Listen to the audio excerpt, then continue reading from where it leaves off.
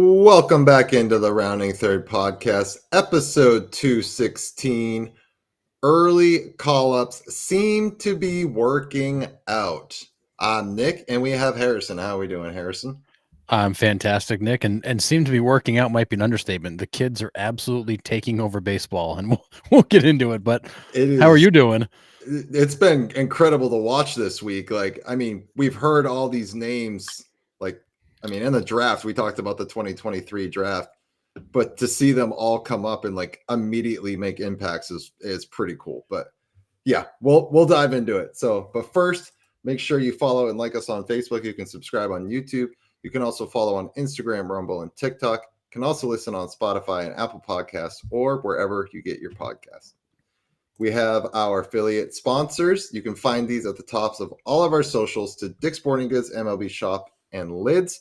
If you shop through these companies, please do so through our links. It gives us a nice little kickback with no additional cost to you. So if you're getting hats or equipment for your kids or whatever, use our links, and it's just a great way to support us. And like I said, it doesn't cost you anything extra. So just do your shopping through those links. Thank you. We also have our Rounding Third merch store. So you can find Rounding Third Baseball on Etsy. It's a great way to get our name out there, and you would look fantastic in a sweatshirt or t-shirt. So please check that out, and another great way to support us. All right, let's dive in right away. Nick Curts yesterday for the A's, number one prospect for the A's, comes up only after 32 games in the minor leagues. They're like, all right, we got to get this kid to the big club. They move Soderstrom to left field, I think it was. Curts starts at first. And his first at-bat was everything professional. I mean, it was insane. He was down 0-2, battles back for a hit up the middle, first career hit, and RBI. So my question to you is, how good of shape are the A's in with these promising prospects and the guys that they've signed extensions to already? I mean, I think we're seeing it here in the early part of the season. They have been they're a scrappy team. You've got Jacob Wilson who's off to a great start. You've got Butler and Rooker doing their thing. You got Soderstrom hitting bombs left and right. You got Curts who comes up and has a big hit in his first at bat. You got speed, you got power, you've got average. I mean, you got everything with this group. It is I think, and we've said it before, this A's team they're not going to be a joke. They're going to be fun to watch. They're going to be spunky. They're going to really blow some teams' playoff chances down the road for them. And I think over the next probably 3 years, this is going to become a team to reckon with. This is going to be a team that's actually back in the hunt. And I think it's good for baseball when the A's are good, but it's also good for the A's to be good going into Las Vegas to create some hype for that team when they get there. Yeah, I think this lineup already, I love it. I love watching these guys. I have found myself gravitating towards the A's a lot and watching their games because they're fun when they are up to the plate and hitting. Like you said, Jacob Wilson, I think, had his first strikeout in 3 weeks yesterday. I mean, he is, like I said before, the right-handed Luis Arraez. But up and down that lineup, they're fun to watch. Now, the only thing about them is kind of what the Red Sox problem was last year was runs aren't an issue, especially in that AAA ballpark. Runs are not an issue. It's preventing them. I think the A's in the next couple years will kind of focus on the pitching aspect because if they can lock up these bats long term, I think they're going to be fine. And it builds them a foundation for the future, like you said, to get to Vegas. I think pitching is the next aspect. Now, having said that, Luis Severino has settled into Sacramento or the athletics organization pretty well. He's put together some pretty good starts for them. And I can't imagine it is easy pitching in that ballpark. No, the ball seems to fly in this place, and I know that they said going into it that the ball was going to fly, and it won't be quite the same once the summer hits. But either way, the ball flies out of that place. It is not an easy place to pitch in. Severino seems to have managed it pretty well, but I do think Severino lends a level of credibility to that rotation.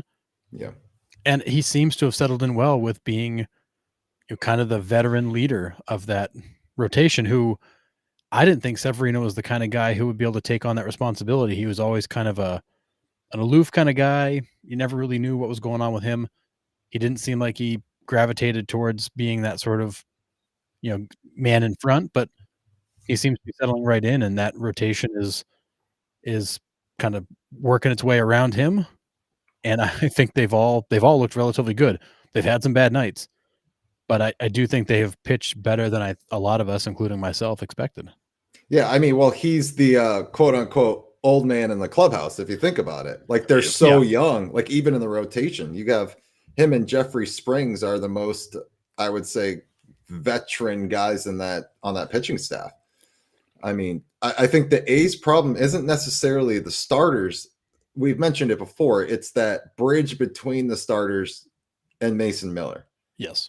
They're missing Lucas Urseg, who they dealt away last year. They're missing a couple guys that can bridge that gap between the starters and the closer. However, they're going to be in good shape. I like where the A's are heading right now. And like I said, they are a blast to watch right now. They absolutely are. And I find myself, like you said, choosing to watch them over a lot of other teams that last year I probably would have watched instead. But I just find this A's team so fun. And you and I are texting back and forth during Nick Curts' first at bat. Like you and I are invested in this team for no reason other than the fact that they're entertaining. Yeah. Right. Yeah, absolutely. So, Daniel. Yeah, how's it going, bud? Yeah, I'm excited to see where they go. I mean, listen, I think they're still a few years out. I'm not ready to crown them AL West champions, although I would love to. I'm not ready to.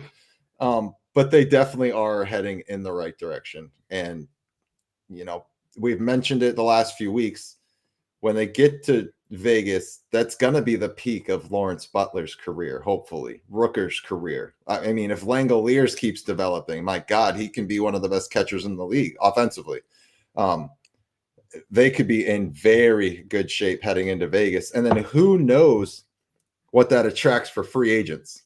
Once they get to Vegas and they're like, hey, we're settled. Look at the core we got right now. Like, hey, Bryce, do you want to come to Vegas? Come back home? Like, we'll trade for you. You can come back home. Like, there's so many possibilities in 3 or 4 years or whenever they finally get settled there. And this is the foundation that needed to be laid to get them there. And this is incredible. It's fun. Yeah. As this team gets closer to being a true contender, you will, to your point, see free agents that actually are now interested in going there. It's been hard. It's been hard to sell a free agent on going to Oakland at the time to play in a dumpy ballpark on a team that was going to lose 100 games. It's a much better situation now. Yeah. There it is, Nick. Yeah. I knew it was coming, John. It was a good series to watch. Crochet kind of coughed it up today with 5 walks, but Mariners stay hot, man. I mean, and if they can stay hot, their pitching is going to play, and who knows where the Mariners are going to end up, but they look good lately. So, and more importantly, they're scoring runs. Right. Yeah. Like the Mariners are all of a sudden one of the highest scoring teams in the American League. Yeah. Yeah. Justin, I definitely said offensively because he's got some work to do defensively. However, I'm in the camp that it's really tough to be a defensive catcher with these rules that they've put in place. Throwing out base runners is close to impossible, right? I mean, there are some elite catchers with elite arm strength that are hosing guys out on stolen bases, but the stolen bases are on the pitching staff as far as I'm concerned. If that pitcher can't get the ball to the plate in under a second, catchers have zero chance. These guys are too fast. They're getting too good at jumps. It's really hard for catchers to throw them out at that point. Severino's pretty slow to the plate. Jeffrey Springs is pretty slow to the plate. And a lot of these players, especially against a left-handed pitcher, I don't have stats to back this up, but everybody's going on first move now from a lefty. So because they know they're not coming over. But it is next to impossible to be a catcher that can throw out base runners. Like, gone are the days of Yadier Molina, Ivan Rodriguez, these guys with absolute cannons, because they're kind of worthless if the pitcher can't get you the ball in time. That's just my outlook on it. No, it's I mean, it's fair, and Langoliers is not a great catcher.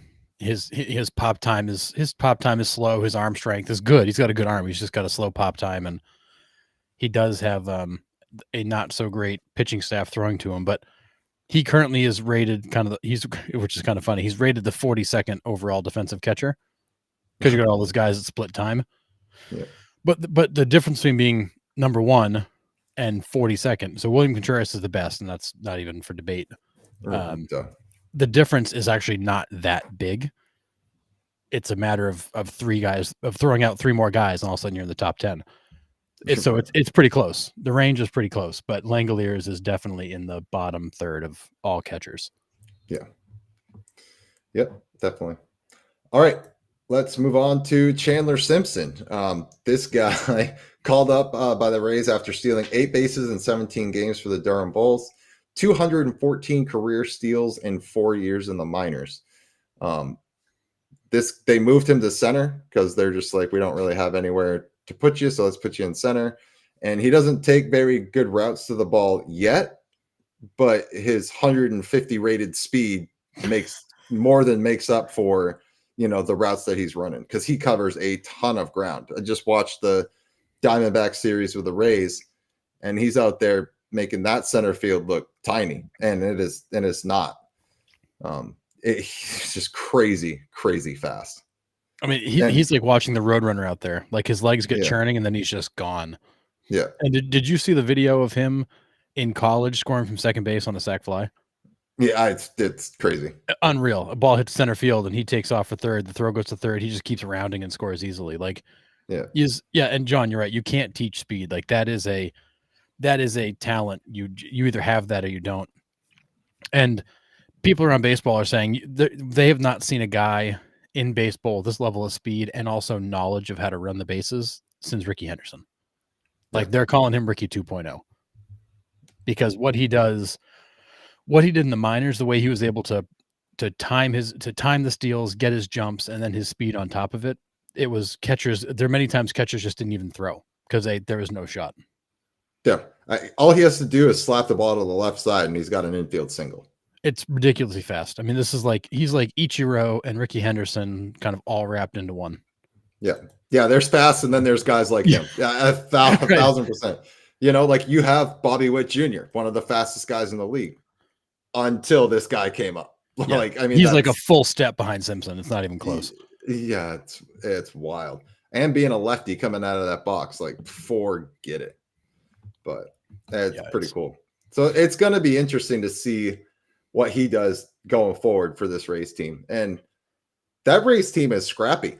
Again, kind of watching them and the Diamondbacks go at it, like, that's been a really fun series to watch.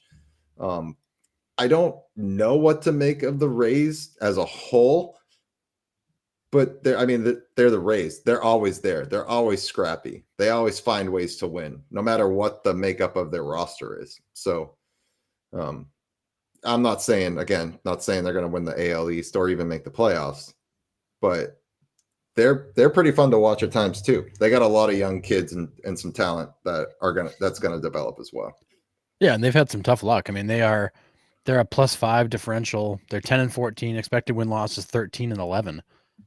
They've lost some tight games that probably should have gone their way. And like you said, they're always in it. This is a team that is always in it. They're always around. They are scrappy. They've got power hitters, contact hitters. They've got deeper pitching than we expected. They're just a good all-around team. And I do think they're still a 4th or 5th place finisher in the East, but they're going to be an absolute thorn in everybody's side all season long. Yep. 1,000%. I did not see this video. I did. I saw this video. He is so unbelievably fast. That's crazy. I saw the one they broke down Jaron Duran going home to third, and he got there in like 10.5 seconds too. I saw that one. But Jaron Duran would have been home, probably all the way home in like 13 and a half. It's But crazy.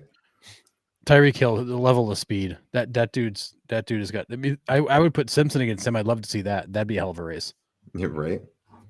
But there's not many people that can run with the cheetah. No. All right. So Luke Kiechle. Anyways, Yeah. Kiechle. This I kid. looked up how to pronounce his name the other night, and now I forget what it was. Anyways, through his first 5 MLB games, he's hitting, a measly 358, 500 OBP, 4 runs, 3 doubles, 5 stolen bases. He ties an MLB record for most steals in the first 5 games. So I think it was 4 other guys have also stolen 5 games. Stolen 4. Wow. Let's try again. Stolen 5 bases in their first 5 games, and this kid joins that list. Yeah, it's Kiechle. You were right. Kiechle, yeah. And this Twins team, again, another team I'm not sure what to think about. Because health has always been the issue with the Twins. Yep. Right? I mean, Buxton, knock on wood, is still in the lineup, so that's good. I mean, it's April 24th, so this is a long time for him. Right. How are you feeling about this Twins team? I mean, I still think they stink overall. I think they've got moments where they look really good, and then they drop 2 out of 3 to the White Sox, and you're like, okay, like there they are again. And I think I said it a couple weeks ago, like I asked the question, is this the worst team in baseball? Because they got off to such a horrendous start, and there are some nights they just look so bad.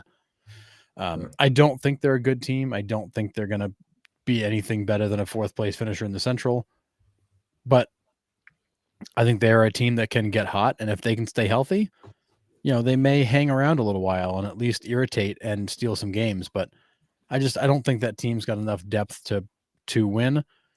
I don't think those guys are going to stay healthy, and you're relying upon these young kids like Kiechle to continue to hit 350, which, let's be serious, he won't. Right. So when everything kind of falls back to reality, what are you left with? And I don't think this is a good team. Yeah. Yeah. Yeah. Their 2 best players are in street clothes more than in the lineup. It's 100% true. That's true. Yeah. So one of the 85 Johns that follow our podcast sent me a message last night, and he goes, "Hey, are you watching the Twins game?" And I go, "No." He's like, "You need to go back and watch Duran in the 9th inning. He threw a 99-mile-an-hour splitter that had like a 1.5-foot drop on it." And I go, "Well, I know when I see it." He goes, "Oh, yeah." So I go back and watch the 9th inning. And Duran was in a little bit of trouble, but he broke off this one splitter. And I was like, oh my goodness. Like, no shot. Like, first of all, I don't even know how the catcher caught it. And second of all, how do you even put a stick on that? You just don't. 99 with a 1.5-foot drop like that is silly. It looks like wiffle ball out there with him. Like it's not okay. It's not right. Crazy. But oh, all right. Justin's saying Sox finish ahead of the Twins this year. Bold prediction. Yeah, that's rough. I mean, I can't say I disagree with you because there is a chance, but that White Sox team has to score some runs. I mean, it is brutal. They've actually pitched really well, but they cannot score runs. Yeah. To save their lives. Yeah, Cleveland, Detroit, and KC gonna get the wins against the Twins and the Sox. Yeah, I don't disagree with that for sure. Yeah, yeah, feast on them. Captain, listen, you are a huge part of this show, and it was our bad for not calling you out at the end of last show. So we appreciate everything you bring too, but we also appreciate that you're not a John. So yeah, it was. I think last show was 8 or 9 comments in a row had come from Johns, and we were just like, wow, this is getting kind of ridiculous. We need to attract people other than those named John to watch the show. So thankfully there are a few of you that balance that out. They're an okay group of people. Yep. Yeah. Yeah. What's good, John? But let's be serious. John Dowd, that's really just Barry Bonds incognito. So that's not really a John. Yeah. Yeah. Sox up 3-0 right now. Love it. There we go. Yeah. I mean, the White Sox are a -30 right now. Yeah. They've scored 78 runs. The sad part is when the 108 they've given up, they're middle of the pack. Their pitching is average. Right. Their offense is putrid. Yeah. Yeah. Do the White Sox have heart though? Maybe. I mean, I don't know. Heart's kind of, I mean, maybe they just don't really have anything to play for. There's nothing to lose. So they're just kind of going out and playing like it. So, I mean, I guess you can call that heart. I don't really know. Yes, Well, and I maybe. maybe it's not heart. Maybe so much as you got a bunch of young guys who are just trying to prove it and stick around. Yeah, They don't care what the final score is. They're playing for jobs. yeah, And in that's most fair. cases, a lot of these guys are probably playing for the next job, realizing they're not going to be in Chicago very long. Yeah, that's completely fair. You guys can call me what you want, just not late for dinner. Yeah, Yeah, yeah, see, John knows. It's incognito Barry Bonds. yep, absolutely. So Jack Caglianone versus Clayton Kershaw went 2 for 2 off Kershaw and Clayton's second rehab start. And So hit just ropes off of Kershaw. Like these were not cheap yeah, hits; these were ropes. no. And he was said after the game, he was like, it was kind of surreal to hit against somebody that I idolized growing up, and then finally got a chance to face him. Like I can't even imagine what that was like. Like I had a teammate in college, Charlie Furbush, pitch at Fenway Park against David Ortiz. Like, and I would love to have picked his brain after to be like, dude, I was just celebrating their World Series win in 04 with you. Like, and then you just got to go face him. Like, what's going through your head then? Like, I can't Wild. even imagine. Yeah. You're like rooting for these guys growing up, and then you get to face them. Must be pretty cool. Yeah, I can't imagine going out there and facing all these guys who I was watching on TV for years. Right. Yeah. But this is another kid that's going to come up to the MLB at sometime soon here. I don't think the Royals can keep him Tomorrow, down.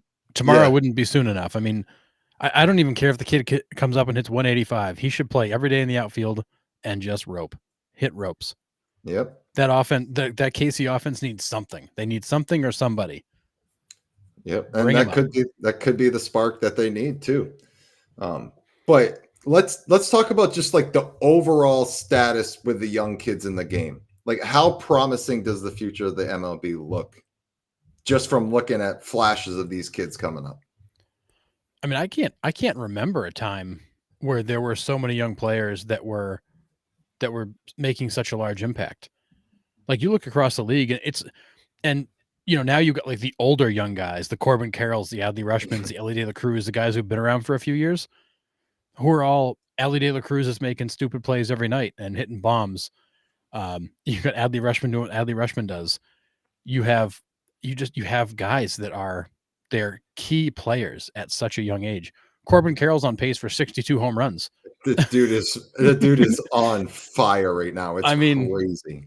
and he's in his third year. He's like an old man now. Yeah, and another one, you got Roki Sasaki, and Yeah. you could argue Yamamoto's only 26. He's another guy you can throw into that. Right. And Crochet is not much older than them. You go around the league right now, and there is an insane amount of young talent, and you've got an insane amount of young talent on the way with Marcelo Meyer, Roman Anthony. You've got Jack Caglianone we just talked about. You've got Dylan Cruz, who's finally starting to catch on in Washington, with James Wood, who had a 431 foot home run the other night that was just an absolute rope. Yeah. Could hang laundry off. Every night there's some massive highlight by some guy who's 25 and younger. And it's amazing. Like I cannot think of a time where there was so many young players that were making such a huge impact so quickly. Yeah. I mean, it feels like, just like you said, like since we started this podcast 3.5 years ago, like it's just been a plethora of young guys coming up and making immediate impacts. Like in previous years, you would see, a handful of guys come up and be like, wow, this kid's going to be really good. But it seems like there's 2 or 3 on every team. Yep. Like whether it's in the pitching staff, Jackson Jobe, if it's, Roki Sasaki, or like it's insane. It really is cool. And I think it's great for the future of the game. On the flip side, this is why all the stars that are developed in the league now want these long-term contracts. they want the job security because they see these kids coming up and being like, yo, if I don't have a contract, I might be out of a job in 2 or 3 years. Like I want a 14, 15-year deal to make sure that I'm here to stay. Yeah, I, it I, used I to don't it blame used to them. be it used to be that you'd sign 2 or 3 contracts in your career. Now you're lucky to sign 2. You're signing likely one big one in many cases, or 2, 2 medium-term contracts. But gone to the days of signing for 2 and 3 years here and there and just bouncing around. But more importantly, you look around the league, and these young players are the reason guys like JD Martinez and Anthony Rizzo are out of a job. Like, they can't Right. get a job because I'd rather pay this young stud 10% of what you're going to make to put up almost equivalent numbers and ride the wave of whatever that ceiling might be. Yeah. And John, I kind of I agree with this point for sure. The guys who play year round are way more ready than the guys drafted 10 years ago who played 3 to 4 sports. Like, as important I think playing multiple sports is to develop as an athlete, like there is something Yeah. to be said for these kids that are playing baseball 12 months out of the year. And it's showing. I mean, these kids play a lot of baseball before they get to the pros, and it's the spotlight is not too bright for them when they hit this stage. They've already played in many, clutch situations or stressful situations that when they get to the show, they're like, yeah, I've been here before. It doesn't matter. Yep. So, Well, and I think you look at this and you've got TrackMan where you're tracking exit velos and launch angles. You've got the pitching machines now that simulate the actual pitchers. You can pick who you're going to face. You've got all right. the advanced metrics, all the advanced scouting, all the video technology. These guys are coming into the minors and being fed as fast as they can take it. And I look at Christian Campbell, Marcelo Meyer, and Roman Anthony. They talked about how these guys gamified practice, but they would disappear into the batting cages with thin bats, heavy bats, long bats, short bats. They'd have rings all over the batting cage. They'd dial up whatever pitcher they wanted. They'd face Justin Verlander today and Garrett Cole later. And they were just taking a bazillion swings with different intent on them. So that they would just turn it into a game. But they've seen so many pitches that are closely simulating guys are going to see in real life that when they get out there, they've seen it before. Right. Like, they're not wondering what Garrett Cole's like to face. Bad example because he's out this year, but you know what he throws because you've been hitting him in the batting cage the whole time because you can actually now set it to throw exactly like he does. There's just what these guys have at their disposal to train with is so much better, and even just the last few years, than anything we've seen before. Yeah. And it's showing. Like, Yeah. it's crazy. And then they got torpedo bats on top of it, which, jury's still out how much of a difference they make, but can't ignore the fact that there's the players that have them are having good seasons, mostly. Yeah. All right.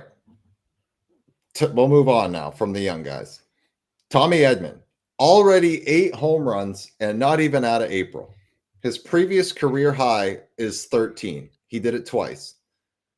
Is this solely because of the lineup he's in, or is Edmond finding his stride, or is it both? I mean, first of all, you should PED test this guy to find out, but I think it's a lot of things. I think it's Tommy Edmond always had this kind of talent. It just never seemed to come all the way out. He would have really great stretches and really bad stretches. I think in that lineup, he's able to just kind of settle in a little further down and do his thing. He's also surrounded by great players, which I think also helps to protect him and elevate his game. And learn from. Yeah, and learn from. And I think he's just comfortable. He's signed a longer term deal. He's gonna get his money. He likes where he's at. I mean, Dodger Stadium's not a great ballpark to hit in necessarily. It's pretty good, but not great. And he's hitting extremely well there and on the road. Yeah. I think he's finally found a place where he fits, that fits his game. He's comfortable. And I think that says a lot about that goes a long way towards getting a guy to perform at his best. And I think for him situationally, he's exactly where he needs to be. Yeah. I agree fully. I have nothing to add. I mean, I think it'd be hard to struggle in that lineup, surrounded by all that talent and all those guys who are talking between at bats, giving you pointers, and not only that, but practicing with guys like Mookie Betts and Freddie Freeman every day, seeing how they go about things, learning from them. I think that's ideal for anybody who wants to learn how to be a professional. Yeah. And John, this is what I mean by benefiting by being in that lineup, right? I mean, as good as Tommy Edmond is, I would rather throw him fastballs than feed Ohtani, Betts, and Freeman fastballs, right? I'm like, is Edmond an automatic out? No, but he's more of a chance to get out than Ohtani, Betts, and Freeman. I agree fully. Yeah, and I think it's also worth noting because of that, he hits with guys on base a lot. You're right. So he is getting, to John's point, a lot of pitches to hit because there's nowhere to put him. Yeah. Yeah. But we've seen him bat fourth, we've seen him bat seventh, we've seen him bat ninth. Like, he's been all over that lineup. Yeah, he's an incredible player. He is. Not trying to take anything away from him by saying the lineup is the reason he's hitting. Like they said in the chat, like he's still got to hit it. It doesn't matter if it's a fastball down the middle. He still has to square it up, and he's not missing it. So good for him. And this is a guy I think we forget. He was really good in St. Louis for 3 years. Yeah. And then kind of fell off towards the end of his time there when they let him go. Then he walked away to LA. I shouldn't say walked away to LA. He got traded to LA because he was hurt. So he had a rough finish in St. Louis. He was hurt. He got to LA. He's finally healthy again. I think you're finally seeing him go back to where he was. The power numbers are off the charts where he's typically been. But again, as we talked about on a show a few weeks ago, sometimes, you can hit 3 or 4 more home runs just because you get a couple balls that carried out that may not have in the past. And I mean, we're doing older guys. Yeah. I mean, Wilmer Flores, another guy that, has had an interesting start to his career with the Mets, that whole thing where he thought he was going to get traded, was crying as he was like leaving the field, didn't end up getting traded, like whatever, but finally kind of settling into this Giants lineup, which is also very good. And he's demolishing the baseball right now. I mean, he's got 7 bombs, 27 RBIs already. Hitting 258, which is, today's game's 300. So yeah, Wilmer Flores and the Giants as a whole, I think, are off to a pretty decent start. Yeah. So. I mean, and Flores has been good since he's been in San Francisco. He's had a few good years. Last year was a rough year for him because he missed time, but he's had some good seasons there, but he is off to a really good start right now. Yeah. But honestly, that whole lineup is. I mean, that Giants team, for whatever reason, that Giants team is playing really, really well out of the gate. They've outscored everybody but the Diamondbacks in that division. And, they won again today. Like, they just continue to surprise me. Yeah. That NL West is going to be crazy to wait, no doubles? I didn't see that. Does he really have no doubles on the season? Hold on. Wait a second. I'm checking. 0 doubles, 0 triples. No way. Yep. He's got 23 hits, so it's 7 home runs and 16 singles. Wow. That's amazing. That's Kyle Schwarber-esque right there. Singles and homers. Yeah. Wow. That's wild. But I mean, think of it for a second. You got the Dodgers, who are 16-9, sitting in 3rd place right now. Yeah. And the Diamondbacks are 14-10, sitting in 4th place, 2.5 games back. They would be tied for the lead in 2 other divisions right now. Yep. Then you got the Rockies, they're close. They're 4-20. They're right there behind them. Yeah, we kind of mentioned this on Sunday. Like the NL West could have 3 teams come out of there. I mean, I don't know if mathematically it could work, but you could possibly see 4 come out. Could all 3 get a wild card spot mathematically? Yeah, they could. That would be crazy. That would be nuts to think about having 4 NL West teams go to the playoffs. But so they would have to go 500 pretty much against each other, right? And then like destroy the rest of the league. Yeah. I mean, thankfully they only play 13 games against each other interdivision. So right. That's you've got 130, 125 games against the rest of the league to make it up. But I mean, I don't suspect the Giants to play like this all year. I mean, they slowed down a little bit. I think they all have. I mean, the Padres, Giants, and Dodgers are all 5-5 in their last 10. They're all slowing down from the pace they were on because they were never going to keep that pace. Yeah. It's crazy. All right. To some injuries here. Spencer Strider immediately back to the IL with a hamstring strain. I don't know how this guy's got oak trees for legs. I don't understand how he strains them. But what is the status of the Braves right now? I mean, they had a pretty good homestand. Yeah, I mean, they're on their way back. They're climbing back up. They're 10-14. They're still 7.5 games behind the Mets. The Mets are off to a start that they won't sustain. So really, they're only 2.5 games back from the Phillies, which is a more realistic barometer. They just owned the Phillies. So I think we're going to look up in a month, and the Braves are going to be right back in the thick of it after a really rough start. But they can't keep losing people. No. They're at the point now where you can't keep losing people. And Strider was back for 2 starts and then gone again. Yeah. Acuna is slowly coming back, but they're pushing his timetable back into maybe later May. It's a combination of not wanting to rush him with not sure he's ready. You can't. The Braves have not a lot of margin for error right now, and having guys come in and out. Not only is it a problem to not have a guy like Strider there, but constantly switching things up when he comes in and goes out also creates a little bit of havoc in the rotation. Yeah. So the Braves are turning it around. They'll be back where they should be. They just can't face any more setbacks. Well, not only that is you're also burning options. Like if you're bringing guys up from AAA to cover a start and then they have to send them back down, like that burns an option for that player. Which, you do that. I think it's 3 times you can be optioned and then you have to be DFA'd your 4th. I believe is what it is.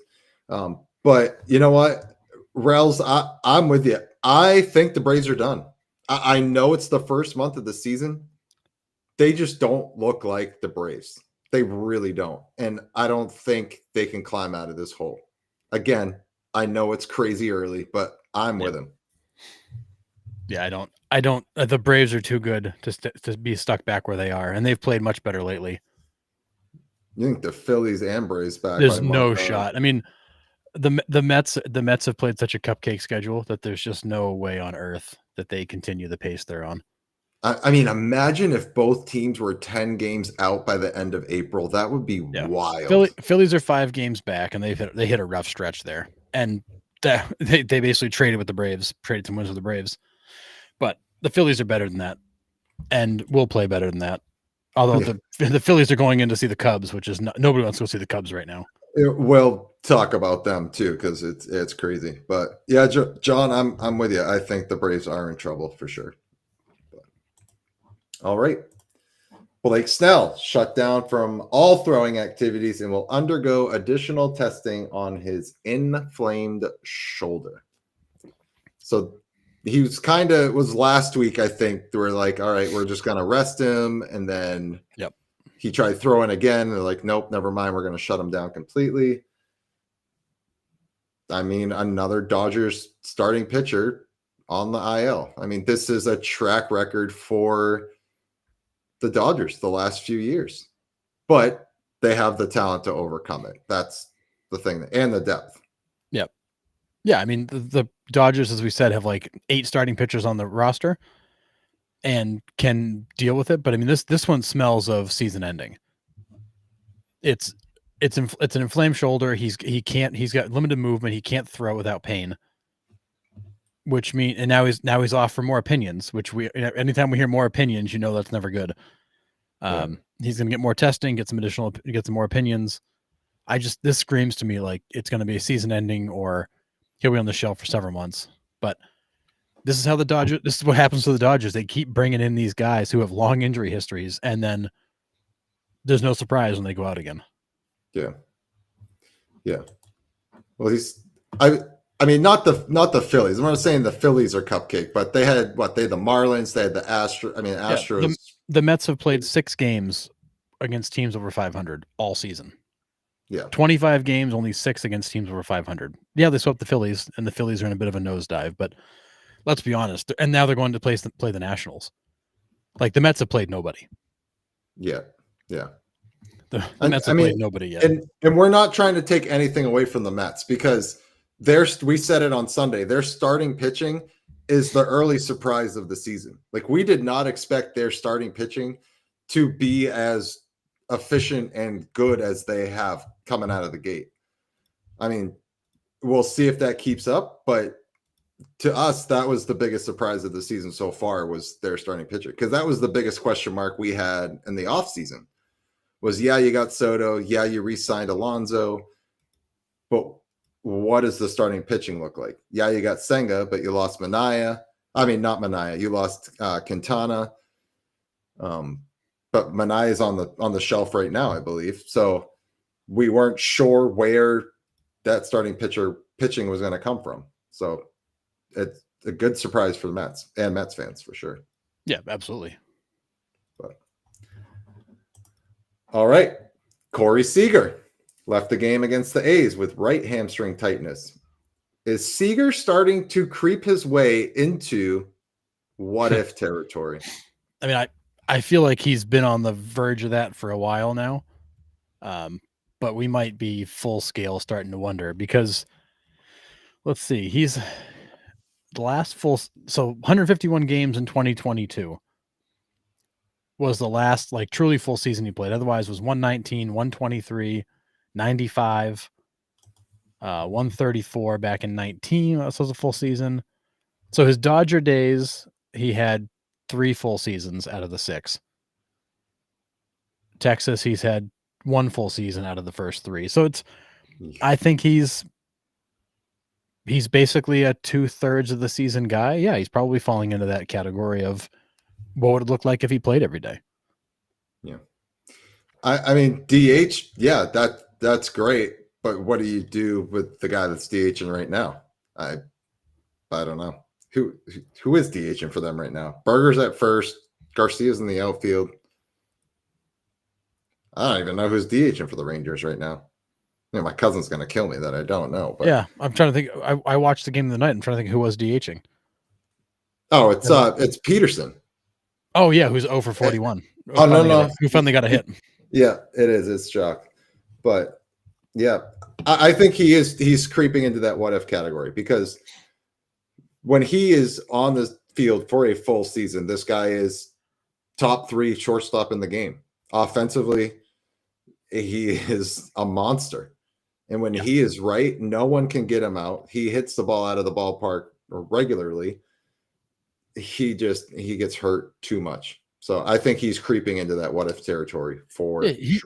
He's the infield Mike Trout. 2023, he played 119 games, hit 327 with 33 and 96, finished as a runner-up in the MVP, went to the All-Star game, won a Silver Slugger. Yeah. Only played 119 games. Yeah. Last year in 123 games, he was an All-Star and finished in the top 15 MVP voting. In 2023, he was a 7.2 WAR player, one of the highest in the league. Last year, he was a 5 WAR player in 123 games. He is the infield. He is the infield Mike Trout. Yeah. He is so good that in 120 games, he's still one of the best players in baseball. Yep. Yeah, Forrest Jock hit it was a wall ball double. He almost got thrown out at second. It was actually really close. But yeah, so he broke the streak. He's 1 for 42, I think was. Yeah, and you could argue that Blade should have caught that ball. He got a really poor read and jump on it, but it got over his head. The Seager brothers, can you name all 3? I mean, it's Kyle, Corey. I don't know the yes, other than Kyle and Corey, I don't know the third. I don't know. Good for him. I want him to be happy. Should have stayed in Arizona. He raked in Arizona last year. But he did. All right. Cole Raggins, your boy, left his start early with left groin tightness. What does this mean for your Royals? Nothing good.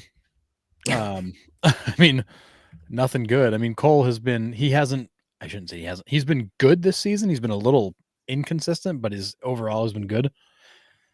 They, he and Seth Lugo are the 1-2 punch of that rotation, and losing him hurts. Now, left groin. Hopefully, this is like a rest for a few days, a little stretching, and he's good to go. But again, like it's another one of those muscle type injuries, in that you're talking joints and tendons, and I don't know.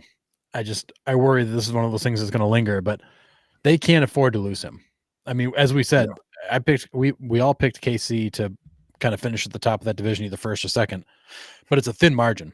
It's a super thin margin at the top of the AL Central, and losing Ragans for a few starts could end up being the difference in winning that division or finishing second. Because I don't think there's going to be a wild card that comes out of that division unless somebody has a great season.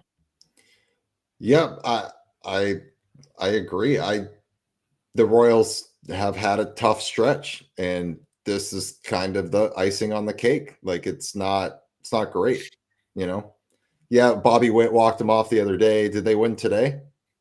They won both games today, yeah. Okay. So I mean that's good. They've turned it around a little bit.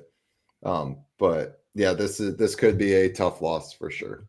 Yeah, I mean the Royals have now won 4 in a row after a really horrible stretch. Yeah. But they also ran into some good teams that were also playing well and just got mowed down. Nice. All right. Max Meyer for the Marlins, 14 Ks in his last outing. How promising and exciting are these Marlins youngsters? And will the Marlins actually develop them or just deal them eventually? I mean, I think you know the answer to that question, Nick, but I do find the Marlins to be interesting. I watched them play the Mets last week. I watched a couple of those games. They were close games. They played them tough. They've got there's a lot of good things going on in Miami, but you can tell the difference between like an experienced team and a very young team.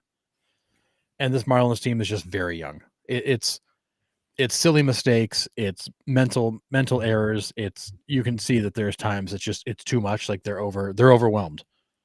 But there's so much raw talent in that group that I do find them fun to watch. And I do think they're going to be, cranking out players that we'll know on a first name basis the next few years, but we know they won't pay any of them or keep any of them. So it's just going to be a revolving door. We'll be back to this point in a few years. Yeah. This kid, if you haven't seen him pitch yet, he's pretty nasty. He's filthy. Gross. And pitching always plays, right? Yep. I mean, Sandy Alcantara has been kind of up and down the last 2 or 3 starts. But again, he's also lost a couple tough starts because, like you said, they're young, inexperienced, can't really score runs behind him. He took a 2-1 loss to the Mets. I mean, it's just rough. Yeah. But yeah, this kid is legit. He's been fun to watch a couple of his starts for sure. Yeah. And I do think that Marlins team there's a lot of players that are worth tuning in for. Yep. Agree. All right. This just happened today. Hermon Marquez becomes the first Rockies pitcher to reach 1,000 career strikeouts while only playing for the Rockies. Says something for lasting that long in a place like Coors Field. To be able to spend your entire career pitching in that ballpark and to reach that milestone, I think it says something for what kind of pitcher he is. Again, on the Rockies, I get it. He's been hurt, off and on throughout his career. But to reach this milestone in a place like Coors Field and to still have your career intact says something for sure. Yeah. I mean, this guy was a good pitcher until 2023. And then in 2023, he threw 20 innings. 2024, he threw 4 innings. He's already thrown 16 this year, so he's going to match the last 2 seasons here in the next couple of weeks. But it's impressive for a guy to last in Coors Field this long. It does make you wonder, though, why have you stuck around so long? Were there not other opportunities, or are you just comfortable there? And this may be a situation where here's a guy who's been there a while. He likes it there. He's comfortable, knows the area, doesn't care. we said about Mike Trout. Mike Trout's comfortable where he is. Winning's nice, but his comfort is more important. Yeah. Maybe that's his stance. Yeah. But yeah, I just thought that was a pretty cool tidbit. It's a lot of K's with one team. Yeah. All right. So here we go. New York Mets capped off a perfect homestand with a walk-off win against the Phillies. They won all 7 games. Is it time to take the Mets seriously now? I mean, I think we've always taken the Mets seriously. I think that everybody thinks that all of a sudden this is the best team in baseball. And when you look at their schedule, they've played nothing but the Cardinals, Marlins, and Nationals in the last 3 weeks. I mean, they're just pounding on terrible teams. They beat the Phillies and they swept the Phillies. Yes, the Phillies played terribly too. And then lost Christopher Sanchez, left his start with an injury to his elbow, I think. So I'm not saying they're not a good team. I just are they a team that's going to run away with the NL East? No. I still think they're a second or third place finisher there, but they're off to a tremendous start. But they should be. You have to. We've said there's games you have to win. If you're going to make the playoffs, you've got to take care of business and win the games you're supposed to win. They right now are winning the games they're supposed to win. Yeah. But they're not playing anybody other than the 3 games against the Phillies. That's really any kind of big test for them. They're just beating up right now on the lower level teams of the NL East and the NL Central. Yeah. I mean, Alonso has been in fuego. Oh my goodness. Like, completely hot. And I agree, John. I think he does cool off, as most players do eventually. Like, they'll hit a skid. But as long as he stays hot, that they're going to continue to rake and win. I'm with you. They did what they were supposed to do, what we've been asking teams to do. If you want to make the playoffs, you have to beat the Marlins. You have to beat the Nationals. You have to steal a series from the Phillies, although, it sounds like they dominated them. But, like, you have to take those games in order to even get a sniff at the playoffs come September. So right now they're doing what they need to do, and they're putting themselves in a great position. And like I said earlier, it's the starting pitching for me that has completely outperformed my expectations so far. Yeah, I mean, Tyler McGill's got a 1.09 ERA. Like, that clearly isn't going to last.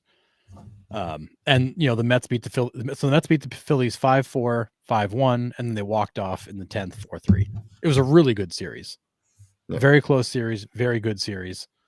Griffin Cannon's got a 3.12 ERA. Like, if they're going to keep this up, every single one of these starting pitchers is going to have the best year of their career at the same time. Which I struggle to believe that's actually what's going to happen. Possible, Senga 0.79 ERA. Yeah, crazy. Like, none of this is gonna last, and their schedule gets really hard in May. Like, they hit a wave where it is nothing but top tier teams. Yeah. So I think that it's early.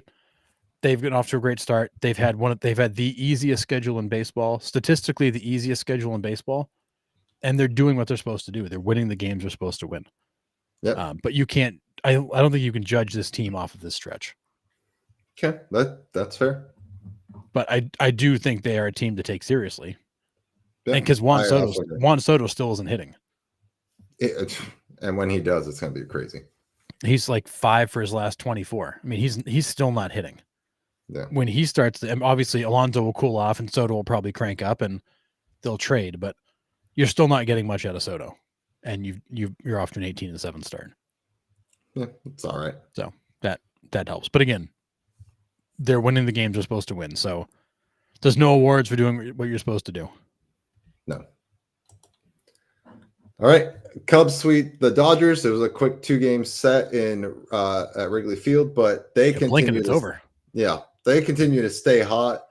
Do they remain hot through their tough schedule coming up? Because they have pretty much a gauntlet coming up, I believe, in May as well. And what does it show the league for the rest of the season for the type of start that they've been on? Are they a legit contender here? Oh, they are. The Chicago Cubs are probably one of the 3 or 4 best teams in the National League, without a doubt.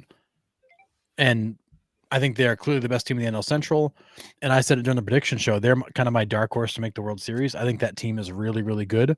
losing Justin Steele hurts. And the Cubs are at the other end of the spectrum for the Mets. The Mets have played 6 games against teams over 500. The Cubs have played all but 3 games against teams over 500. Yeah. So although their schedule gets harder in May, they've already had a really hard schedule. This is the second time they played the Dodgers. They played San Diego in San Diego. In Arizona. That's right. They played Arizona in Arizona. Like the Cubs have had one of the more difficult April schedules, and they have a tough May schedule.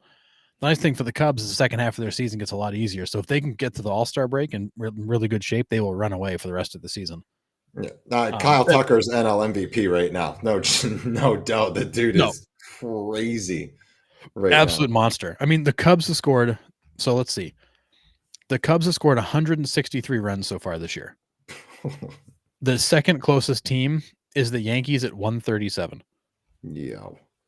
I mean, and again, they've played all but 3 games against better than 500 teams. There's been no cupcakes on their schedule, and they are just pummeling teams. They're a plus 43 run differential. This team is very good, and they're going to be a lot of fun to watch all season. I mean, I said it Sunday. I think the surprise for me is their catching tandem. Carson Kelly and Amaya, like back and forth. Like Carson Kelly came out of nowhere and he's raking. Amaya just hits gaps all the time. Base hits through the right side. Like it's up and down that lineup. That Pete Crow Armstrong has turned it around and he's a menace. I mean, four of his 5 home runs are coming against the Dodgers, and they've been big home runs late in games. I mean, this team, they went to Tokyo. They did not play well against the Dodgers in Tokyo. And we said, that's a tough start. Hopefully they go back to spring training, regroup, and figure it out. Season started. They got off to kind of a choppy start for the first week, and then they just took off. Like things started to click.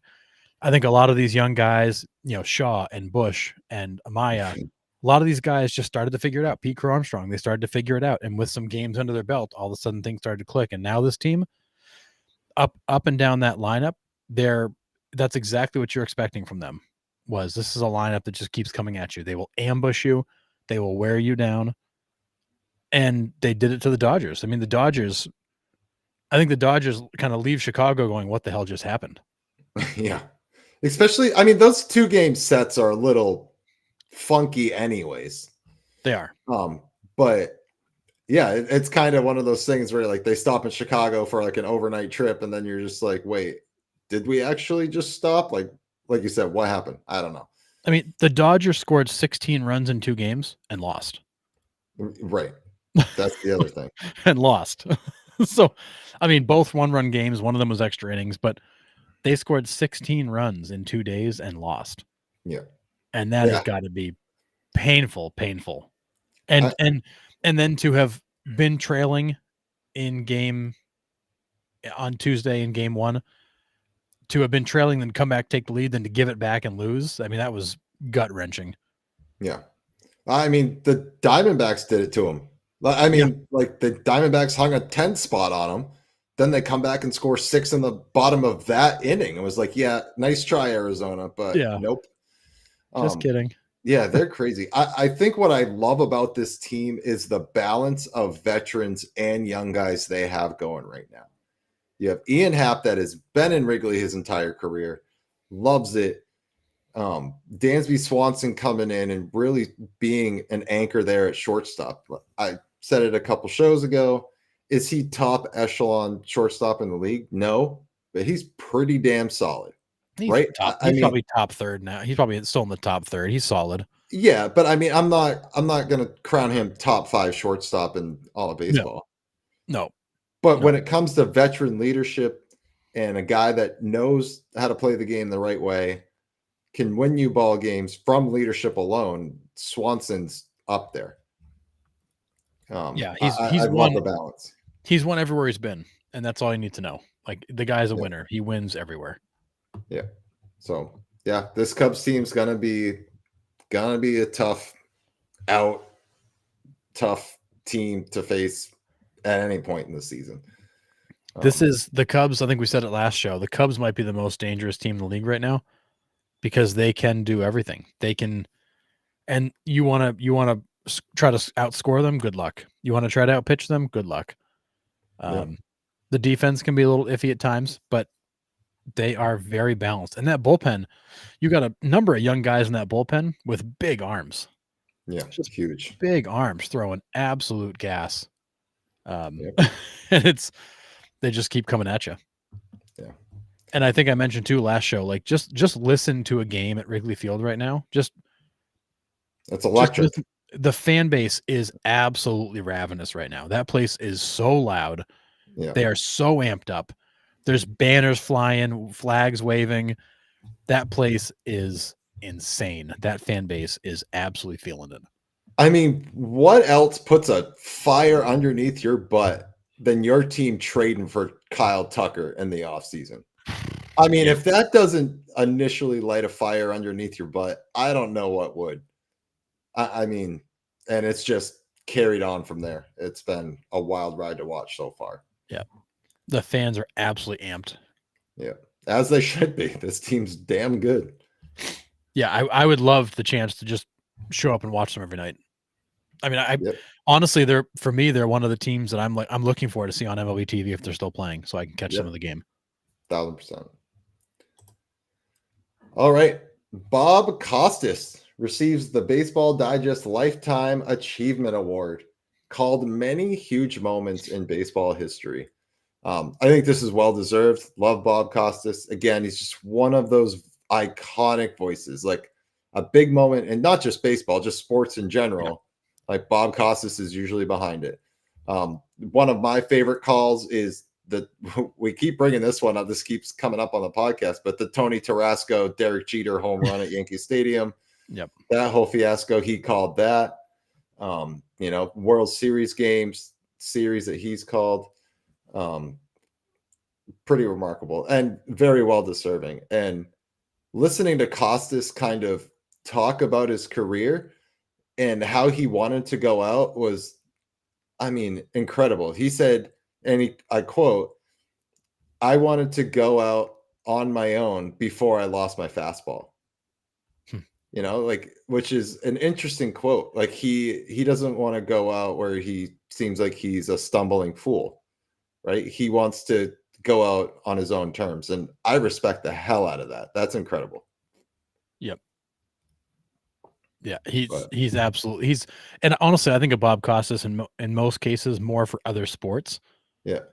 Because he's done so many great calls of other sports. But when I think of Bob Costas, like I think of all those World Series in the 90s, unfortunately most of them were Yankees wins.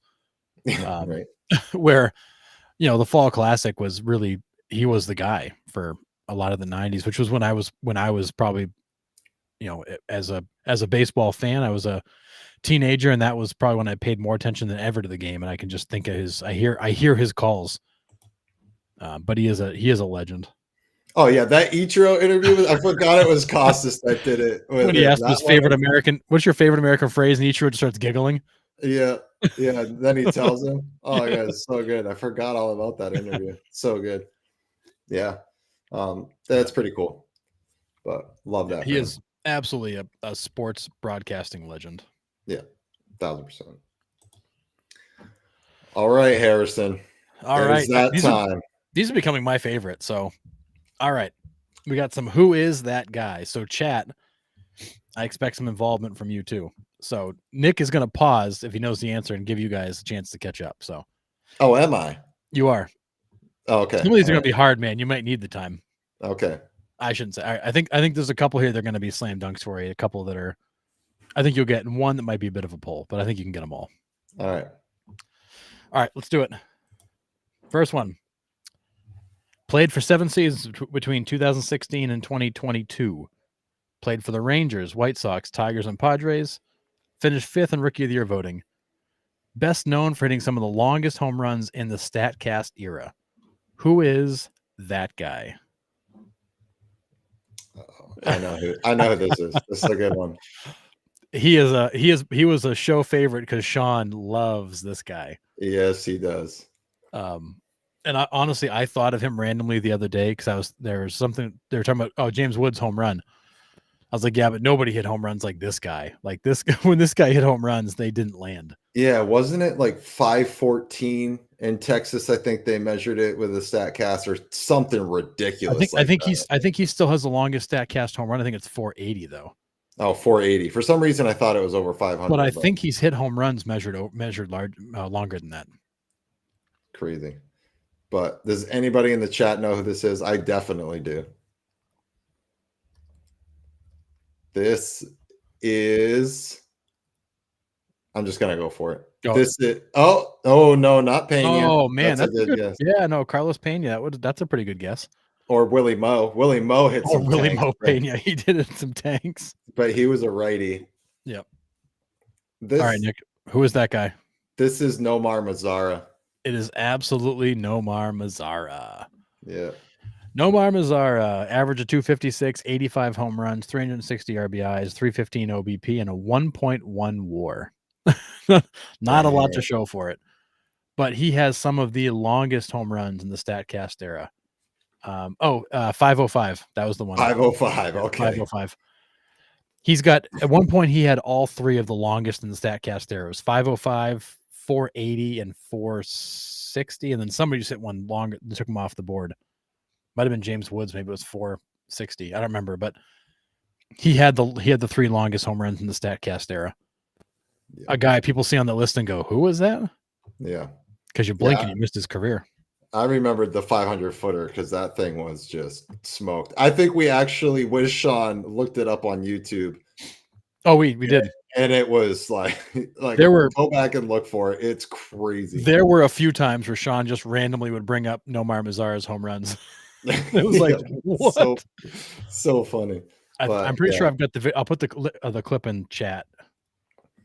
I love the fact that his card says bunt 16 in the top. I know. That's why I grabbed it. I'm like, this is awesome.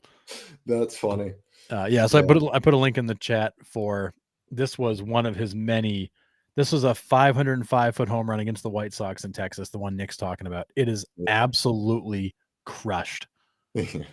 Like it goes halfway up the second deck on a line.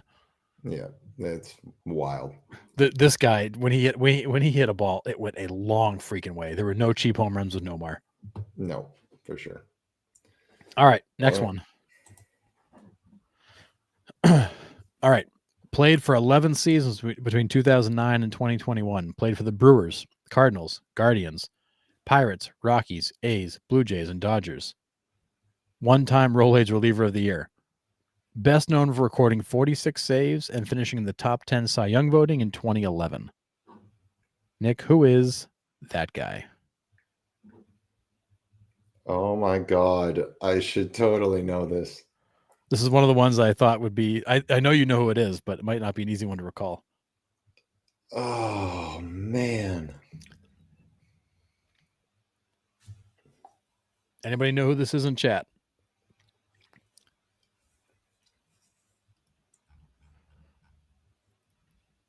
Oh my God, this one's gonna kill me. Yeah, this one's gonna sting. Hold on. I need to go back. So he was a really effective closer in Milwaukee for 3 years. He closed in Cleveland for a season, in Colorado for a season, and then he was kind of just pitching middle relief off and on in between. Who did he record the 46 saves with? The Brewers. You'll remember him as a Brewer. I think most people would his half of his career stats came in like a 3 or 4 year window in Milwaukee. This one's killing me. Yeah, I'm gonna hate this. 2010, 11, and 12 were his 3 best seasons, all in Milwaukee. Anybody in chat going once, going twice? Last call. I don't got it. Initials are J.A. J.A. His name starts with a tool that you'd split wood with. Last name. Oh, it's John Axford. Oh, it's John Axford. There it is. Dumb. I should have known that. Record of 38 and 34, 144 saves, a 3.9 ERA, 589 Ks, and 525 and 2/3 innings, and a WAR of 4. Yeah, that will do it. Yeah. I think that will play. Yeah, a lot of Ks, but he had some really terrible seasons. Yeah. Clint Stricker, that's a name I've not heard in a while. I don't think I've ever heard of that name, period. Clint Stricker. Is it who I'm thinking of, or am I thinking of somebody else? Oh no, not Clint Stricker. It's who's I know who you're thinking about, John. Oh god, I can't. I'm not going to be able to come up with it. Man, I should have got John Axford though. That one. There's another reliever in this time period with the really long hair, and it was I can't think of his name. No clue. Yeah, I'm drawing a blank. Samsonite. I was way off. It's all good. All right, John Axford. Next one. All right, Nick. If you don't get this one, the show is canceled. Oh goodness. Played for 10 seasons between 2012 and 2022. Played for the Rays, A's, Brewers, Giants, D-backs, and Braves. Two-time All-Star as a catcher. Best known for hitting a home run in the final at bat of his career. Who is that guy? I didn't even need the picture for this one because we used that last line as a trivia question. I know. A few weeks back. But he is a current manager for the chat to give you a one-time manager of the year. Won it last year. Oh, that's right. Yeah, this should be a layup for chat here. Yep. Hit a home run in his final at bat, and his kids actually announced him. Yeah, that was the coolest part. One of the greatest clips of all time. I would be a blubbering idiot if that happened to me. Oh, dude. Like my kids are announcing my last at bat. I go deep and I'm rounding the bases, dude. I'd be a hot mess for sure. And the clip of him doing it is so great. Like he's like, yeah, there we go. Yeah, it's Vogt. Yeah, Stephen Vogt. Stephen Vogt, Cleveland manager. Stephen Vogt. Career average of 239, 82 home runs, 313 RBIs, and a 6.8 WAR. A guy who was more valuable in the clubhouse than on the field. And is so well respected around baseball. Didn't put up great stats, was a great leader, was very, very valuable in what he could do, but is perfect as a manager because that was where the role he played later in his career when he went back to Oakland. Low key, I want that card, by the way. That card is fire. It's a sick card, man. I saw that. I was like, oh, man, we're going with that one. Yeah, that's that one's money. Right. Like off Ohtani. Was it off Ohtani? I don't know. I also don't remember the pitcher. I just remember the whole clip, but I remember the pitcher. Yeah. But yeah, he hit that home run, then they took him out of the game. He got his ovation, and that was it. I'm gonna look that up real quick. Yeah. Last home run. I couldn't tell you who hit it off of because as many times as I've seen the clip, I've never looked to see who the pitcher was. That would be amazing if it was. I don't know. I can't really find it without clicking on a video, so I'm not gonna pull up a video right now. But yeah, it's awesome. All right. Ready for the next one? Moving on. Yeah, one of the best backup of his time for sure. Oh yeah, absolutely. Yep. So valuable. He was like having another manager out there. Yep. All right. Played for 12 seasons between 1998 and 2009. Played for the Cardinals, Marlins, Mets, and Brewers. Was a 2003 and 2006 World Series champion. Best known for losing the closer role to Uga Urbina in September of 2003, right before the playoffs started. Who is that guy?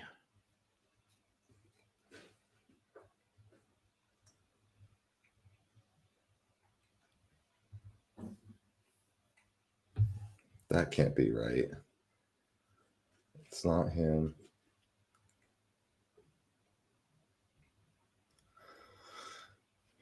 We're great, Daniel. How are you? Thanks for stopping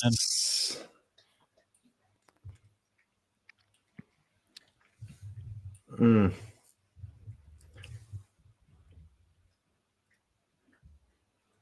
I want to say Brad Penny. It's not Brad Penny. Not Brad Penny. That's a good guess though, because they do look similar. It's not. So this guy was a reliever for all, but then all of a sudden, the last 3 years of his career, he became a starter, and was a decent starter.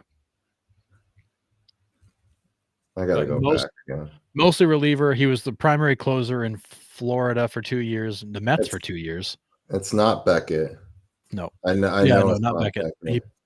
He pitched with Beckett. It's not Dempster. Nope, that's a good guess too, though. No, because Dempster pitched for the Sox, so I know it's not him. He earned the nickname Rolades when he was in New York because he was so clutch for them out of the bullpen. Oh, I thought it was because he gave everybody heart attacks. But no, he cured their heartburn. God, man, this one, you're killing me today. I know. I'm trying to find the sweet spot of where like they're too easy and too hard. I'm Anybody drawing in a chat? blank on this guy too. Initials are BL. No, not him. I was thinking Brad Lidge, but he was a Phillies. Oh, BL. Got nothing. Brian Longmire. You might actually just like randomly say it. No, I don't got it. In the Carolinas, you have the on the highways, you've got the inner and outer loop, right? Yep. So bypass. Loop.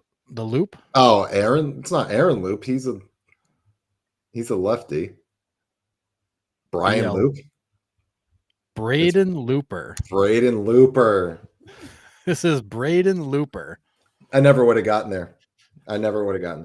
All right. Wow. Record of 72 and 65, 103 saves, 4.15 ERA, 669 Ks, 8.2 WAR. Guy that was on the 03 Marlins World Series winner, the 06 Cardinals World Series winner. I definitely know the name. I knew the face. I never would have gotten there. He's one of those guys. He's one of those guys that I think that we all remember, but we don't necessarily like remember. Yeah, you can't like place him, but you're like, oh yeah, I remember him. Yeah. And there's a few moments to stick out, but he's not a guy that jumps to mind. Yeah. Dang. Good one. All right. Next one. All right. This one, Nick, is right in your wheelhouse. All right. Played for 11 seasons between 2004 and 2015. Played for the Brewers, Mariners, and Pirates. Two-time All-Star as a right fielder and was inducted into the Brewers Wall of Honor. Best known for hitting 20 home runs in a season 5 times with the Brewers, which makes him third all-time in Brewers history. Who is that guy? Oh, yeah.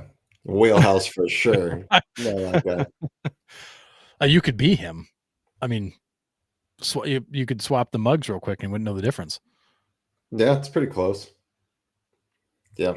Does anybody in the chat know who this is? And it's not Richie Sexton, but it's the other guy that's built almost like Richie Sexton. Yeah. They were like twins, it seemed like. I mean, this guy was 6'6", 240. Big boy. Yeah. Played primarily right field, a little bit of first base, mostly a right fielder. Yeah. For some reason, I always think of him as a third baseman, but I know that wasn't him. But who was the third baseman in Milwaukee at that time? It wasn't Aramis Ramirez, was it? Who was in Milwaukee at that time? I believe so. Because Aramis split time pretty much between the Cubs and the Brewers right then. Yeah, okay. I'm always like, and then Aramis was also on the Pirates, I believe. Yes. So all three of them. Yeah. Not Ryan Braun. Yeah, not Braun. Braun was number 8 because that's my favorite number, so I know that. Yeah. Yeah. I don't think Braun was quite 6'6" either. No, Braun was much smaller. Yeah.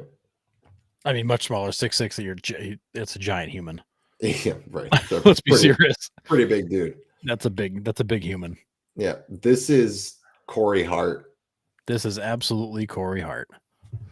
Corey Hart, career average of 271, 162 home runs, 538 RBIs, and 14.4 WAR. Yeah. He punished some baseballs in his day. He did, for sure. His career high was 31. He had 2 30 home run seasons, and he hit 20 home runs in 5 out of 6 years, or in 5 out of a 6-year stretch for the Brewers. Yeah. He was, he was Robin to Braun's Batman. Yeah, absolutely. Good one. So, And that's it. That's it. Dang. We could do those all show and I'd love it. I love those. I have so much fun putting them together too, because I get to think about because a lot of times it's just like random guys that have popped into my head. Yeah. Or like I'll see a random clip somewhere. I'm like, oh man, I forgot about that guy, and I keep a list going of players to do this with. Oh yeah. Yeah. That's why I love putting the trivia together too. For me, it's like I just like that same thing. It's like, oh my God, I can't believe like that name just got triggered in my head. Like I didn't even know that was still up there in my memory bank. Like it's cool. And Nomar Mazara came out because somebody hit a long home run. I want to say it was a James Wood home run that took over like third place in the StatCast era. Yeah. I was like, oh, Nomar Mazara, we have to bring him up because Sean would just randomly drop his name on this show probably twice a year. Yeah, that was awesome. Absolutely. Wow. It's just fun to randomly throw a name out. Yeah, absolutely. Dang. All right. Anything else to add tonight before we head off for the evening? What do we got in chat? Anything on chat's mind you want to put out there? I got a couple of news items, but I'll hold a second while we see what chat's got. I guess maybe I'll jump into the first one. All right. So we're going to talk expansion for a minute, Nick. Oh, shocker there. Shocker. We're going to do it. So Orlando Dreamers. So we've continued to talk about the fact the Orlando Dreamers are moving full speed ahead to either try to make a play for the Rays or an expansion team. Well, as of today, they have announced they have raised $1.5 billion in equity from qualified investors to put towards a ballpark financing deal and startup capital. Barry Larkin, who's the MLB ambassador for the Dreamers, spoke to issued a release today. They're pleased with the progress. These investors understand their market opportunity, the state-of-the-art dome stadium. And there's roughly 80 million tourists coming through that Orange County section of Orlando. So they are full speed ahead, raising capital, they've got renderings for this dome stadium and a whole kind of plaza around it. It's moving fast and they are getting ready. They are moving forward as though they've already been awarded a team, which is why they are so far ahead of everybody else. Does that, I mean, being that far ahead of everybody else, does that like trigger the MLB to automatically give it to them? I mean, you know what I mean? Like what else would play into there for the MLB to step in and be like, no? Like, would they say the Rays are too close? I think that's the only potential hurdle in all this. The Rays are too close because what the Orlando Dreamers now have in total is they have $1.5 billion in letters of intent and commitments for the acquisition of a team, which I believe it's a $2 billion acquisition price to buy a franchise. They also have a letter of intent in place from the ownership group to put $1 billion towards financing a stadium. So really, this team already has $2.5 billion committed to make this happen. There's nobody else that's anywhere close to that far along. No. Oh, no, not even remotely. Yeah.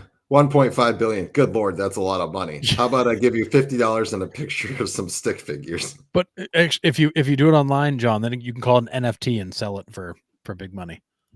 Yeah. I mean, I think we've kind of said it the last month or two that we've like really kind of dove into this is they are the number one front runners. Now, I did just bring up the fact that they are the closest team to the Rays, and it's only a 2-hour trip. It's not that far. Yeah, it's an hour and a half. Like that's pretty darn close. I know there's other teams that are close, right? Chicago's, Baltimore, Washington, LA. It could work. And if they're showing that they're right. And I like just brought that up. Yeah. I mean, I get it. And if they're showing that the demographics there, let me go hit the ATM. Yeah. They're showing the demographics are there and they can get fans in that ballpark, then I don't see it. I think for me it's geographically, if another team in the East that splits up kind of, I don't want to say the Middle East, but you know what I'm saying. Like The you know, Mid-Atlantic, thank you, Mid-Atlantic, the Middle East. Middle East. You know, Yikes. like Nashville, Yep. Charlotte, Raleigh, like that kind of like middle part, that Mid-Atlantic section.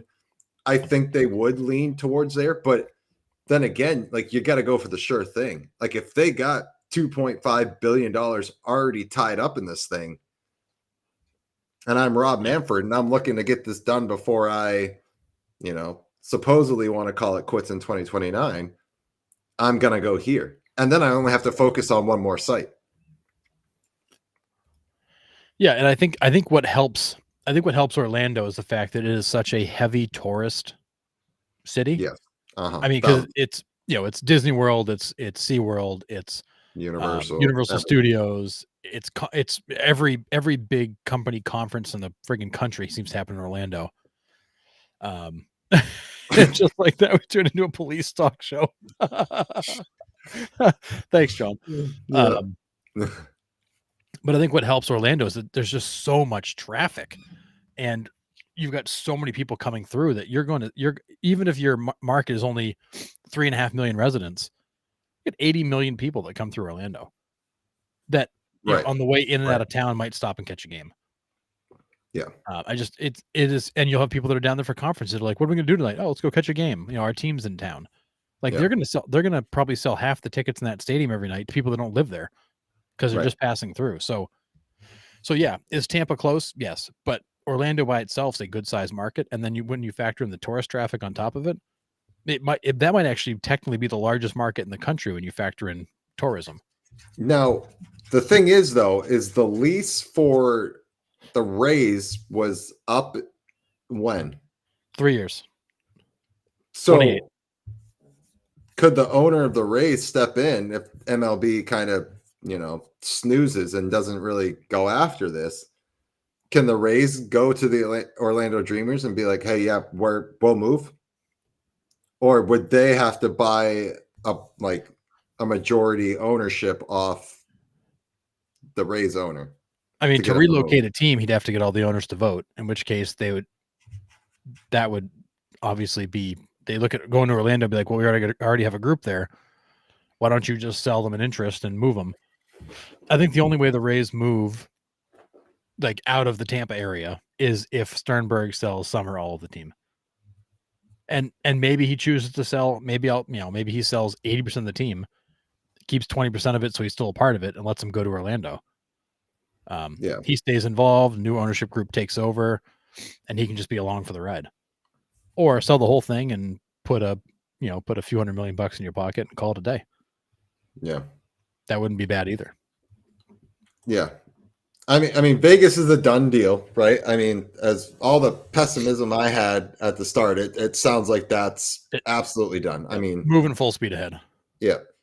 Now, expansion is different here.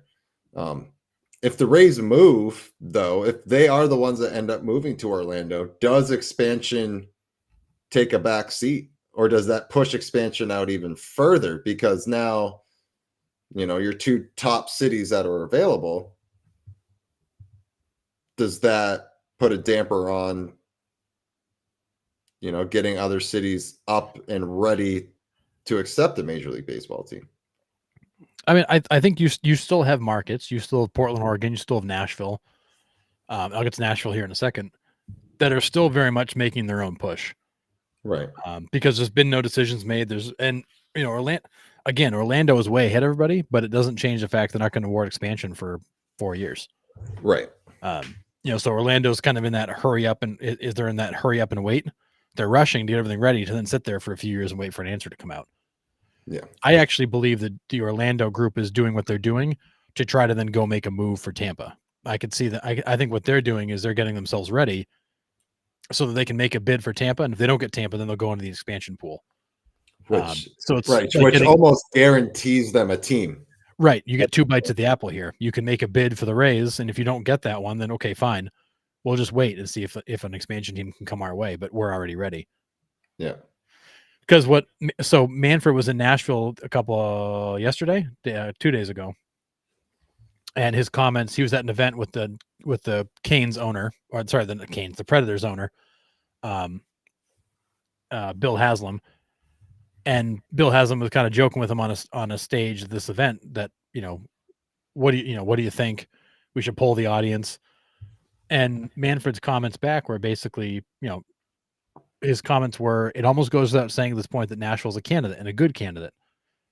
I've learned that saying too much about any potential expansion candidate sets off a chain of phone calls from everybody, so I'm just going to leave it there. So, Manfred's still playing this very much down the middle, that everybody's still a candidate, and there's been no due diligence, there's been no conversations. We're thinking about expansion, but we're not actively pursuing it or doing anything about it. But Nashville is still very much, getting themselves ready, as is Portland, Oregon, as is Salt Lake City, as is Orlando. I mean, there's definitely markets that are preparing to enter the fray. Yeah. I mean, we've talked about another Midwest team too, but I think the only Midwest market would be OKC, right? I mean, anything west of that, there's nowhere to sit except for Salt Lake City. Would that be the next team or next market going west that would be somewhat marketable until you get to Vegas? Yeah, I mean, really isn't. It's hard. Cheyenne, Wyoming? No. Yeah, I mean, your population thins out so fast. The West Coast is packed. And then you come out of there a little ways and you've got very little population through a lot of the Midwest. And you kind of get into that I would say the edge of the Midwest, and your kind of Chicago band, Chicago, Milwaukee, Minnesota. You get these big pockets. St. Louis. Then exactly. Then you hit the Mississippi River. And once you get over the river, it's super dense. Like, I want to say the stats I last saw, there's still 75% of our population living east of the Mississippi. That's only a quarter of the landmass of the country. Right. And that's where everybody is. Because as much as people have spread west, mostly to the coast, the Midwest is still full of a bunch of nothing. Yeah. And what's there is thousands of acres of farmland. And every farm in Kansas is a friggin' 1,000 acres. And you can only fit so many of those in a state. What's amazing is when you fly over the Midwest of this country, you can just see these huge patches that are all these different farms. But there's nothing, there's no buildings, there's no nothing. It's just these big pastures. I drove from Denver to Maine. Oh my goodness. And we went through Nebraska and Iowa, and it was just corn for 10 miles, cows for 10 miles, corn for 10 miles, cows for 10 miles. And that was it. Everything's flat. Oh, brutal. We left Colorado and you could see Chicago on the horizon. That's how flat it was. I mean, crazy flat and boring as hell, man. You didn't even see a single car, nothing. There was nothing out there. It was wild. But yeah, I think in the Midwest, the most west you could get would be San Antonio, OKC, that has any sort of population. Topeka, Wichita, I don't know. Omaha, Nebraska. What would Nebraska's be? It can't be that big, but I mean, and they probably wouldn't want to stomp on the College World Series there. No, I mean, Omaha, Nebraska is 480,000 people. Yeah, no, not these would be the smallest markets by far. They would not sustain Major League Baseball. Yeah. Topeka is 125,000 people. It's just, these are really, really small areas. So you're saying there's a chance. Yeah. So one of your smallest markets is San Diego. And the San Diego MSA population is just about 3 million. And it's one of the smaller markets. Yeah. Yeah, Omaha. Yeah, I mean, there's just not enough out there.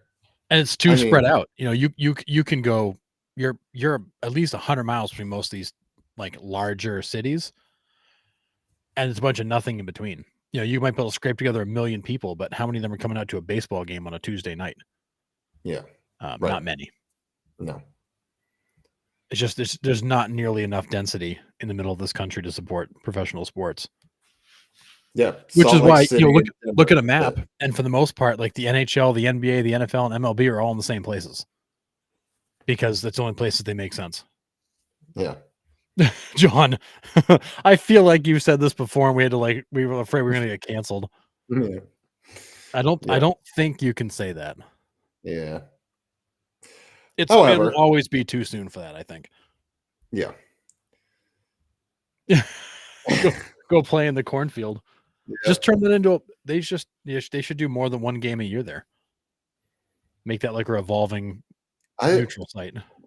Why haven't they gone back? Are they going back this year or no? I don't know. I haven't heard. I know they did the drawing the blank on the name. Was it Rick's Ricketts in Alabama last year? Yeah. Yep. What was that? Yeah. What was that called? I drawing a blank on the name of what that field was. 2026. It sounds like they're trying to get baseball back to the Field of Dreams.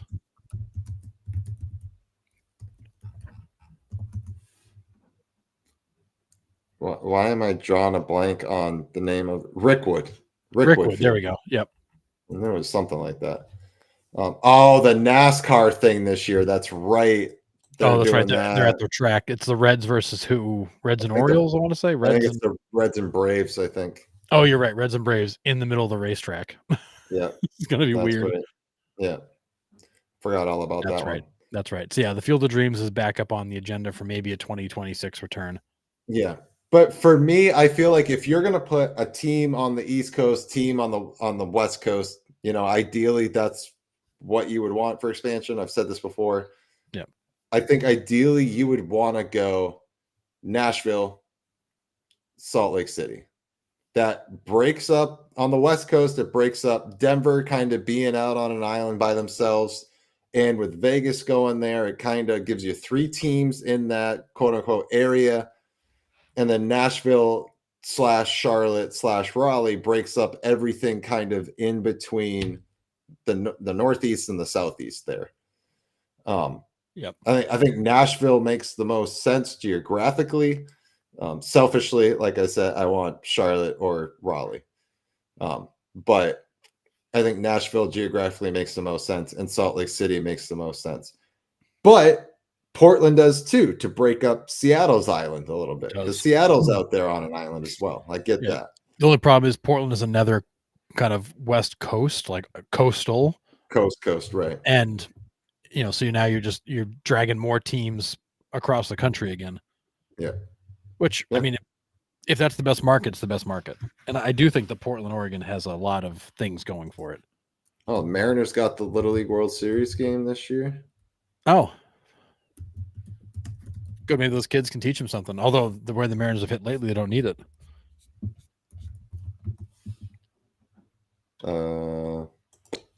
Let's see. MLB game 2025.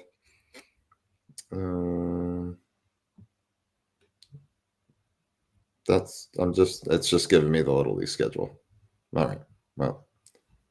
Yeah, and back to the Field of Dreams, the Iowa site, it's not hosting games because there's work being done.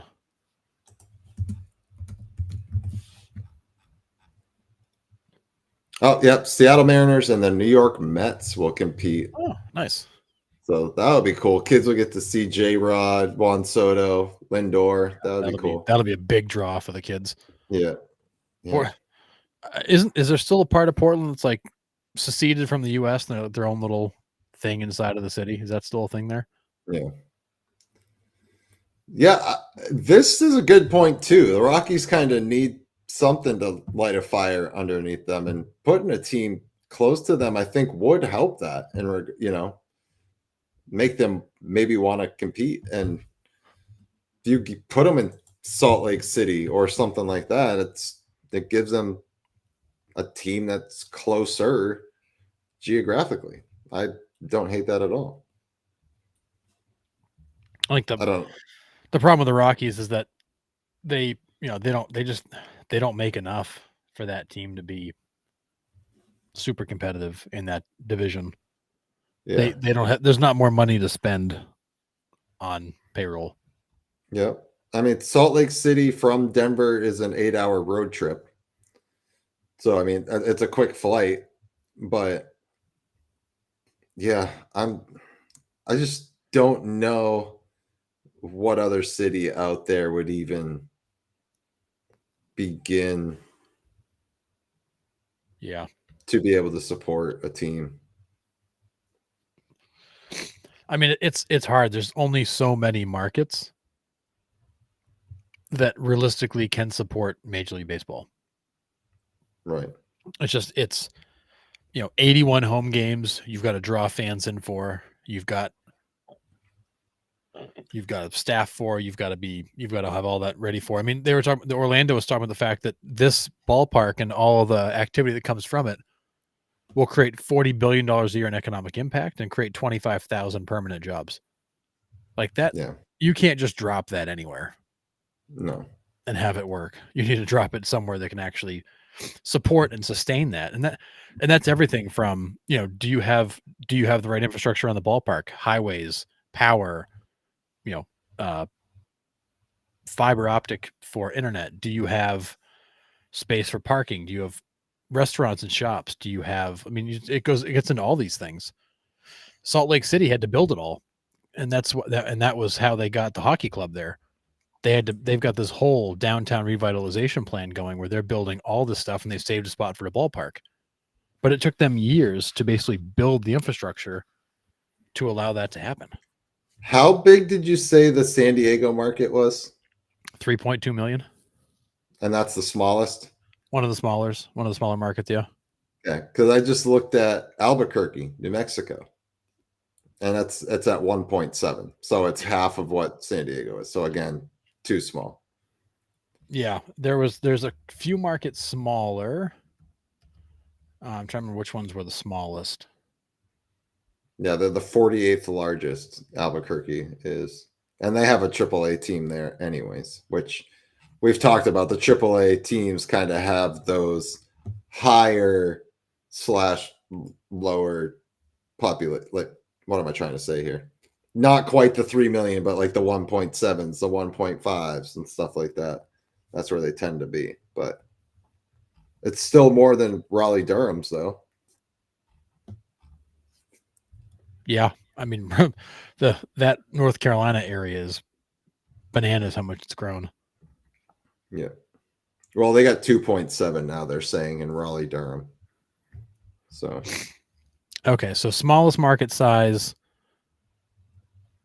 is Milwaukee at 1.8 million, but it's not the smallest in terms of economic value. All right, so this is getting, now we're splitting hairs a little bit, but so your smallest markets are Milwaukee at 1.8, the Kansas City Royals at 2.1, the Reds at 2.2, Pirates at 2.4, Rays at 2.8, Cardinals at 2.9, Indians or Guardians 2.9, Rockies 3.1, Padres 3.1.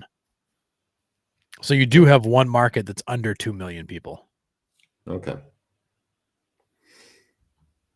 But yeah, I mean, but Milwaukee's been a good baseball market for a long time. It's a small market, but it's a good fan base.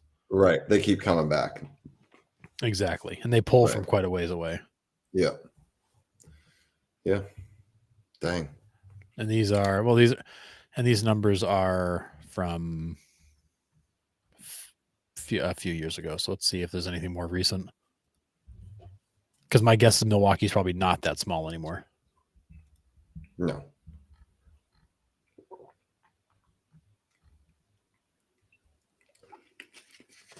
Oh, I didn't even think about that. In New Mexico, they would have like weather and rainouts and all that stuff. They'd have to dome that too, most likely. Yeah, totally have to dome that. Another Canadian team is always on Montreal. the table. See, I don't think they would. You have Toronto there. I don't think they put Montreal. I think they would go Vancouver. But Montreal is so big. I get that, but then you're just loading the East Coast with 2 more teams. You are. The Montreal MSA is 4.3 million people. Second most populous metropolitan area in Canada after Toronto. Yeah. Yeah. I mean, I get it. It makes sense. Yeah. Vancouver's 3 million. money-wise, it makes sense. I just don't know if you would want to do that, kind of bunch up those two kind of near each other. Or Well, on the east side. it's hard because so much of your population is in those two spots. Yeah.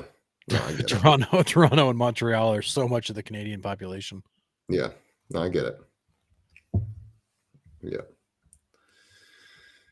Yeah. But yeah, I would love to see them go back to Montreal and do it right. But I agree that I think people still have a bad taste in their mouth from how it ended the first time. Yeah, so Canada's total population is 40.1 million people, and 25% of them live in the Toronto or Montreal MSAs.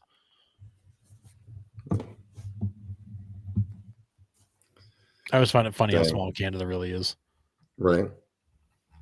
I mean, the population of California is 39.2 million. Yeah. Texas is almost 31 million. Yeah. The Vancouver keg runners. Don't hate it. I know. I don't hate it at all.